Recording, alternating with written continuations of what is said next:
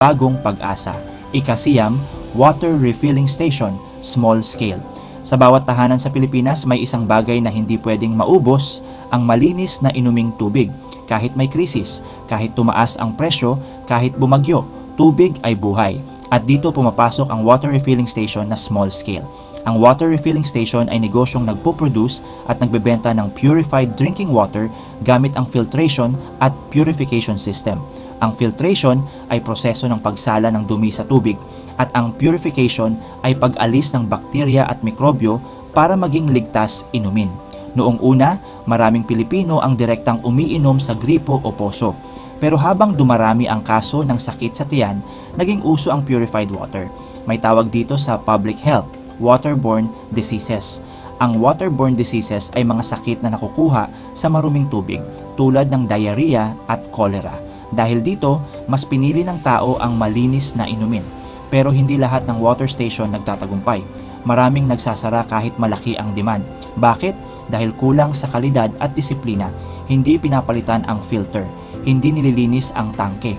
Hindi nagpapasuri ng tubig. May tawag dito, quality control failure. Ang quality control failure ay pagkukulang sa pagtiyak na ligtas at malinis ang produkto. Kapag nagkaproblema ang tubig mo, wala nang babalik. Ang mga umaasenso sa water refilling business, seryoso sa kalinisan. May schedule ng cleaning, may regular testing, may record ng maintenance. Dahil alam nila, kalusugan ng kapitbahay ang hawak nila. Sabi nga sa Biblia, "For I will pour water on the thirsty land." Isaiah chapter 44 verse 3. Ibig sabihin ang tubig ay simbolo ng buhay at pagpapala. At sabi rin ng World Health Organization, safe drinking water is essential to human health. Ang malinis na tubig ay pundasyon ng malusog na komunidad. Sa water station, mahalaga rin ang serbisyo. May konsepto dito, delivery reliability. Ang delivery reliability ay kakayahang maghatid ng tubig sa tamang oras at tamang dami. Kapag palagi kang late, lilipat ang customer. Hindi kailangan ng malaking planta agad. Pwede sa maliit na pwesto, pwede sa barangay. Ang mahalaga, malinis ang sistema at tapat ang intensyon. Kung gusto mong magtayo ng water refilling station, tanungin mo ang sarili mo, handa ba akong mag-invest sa kalidad? Handa ba akong sumunod sa health standards?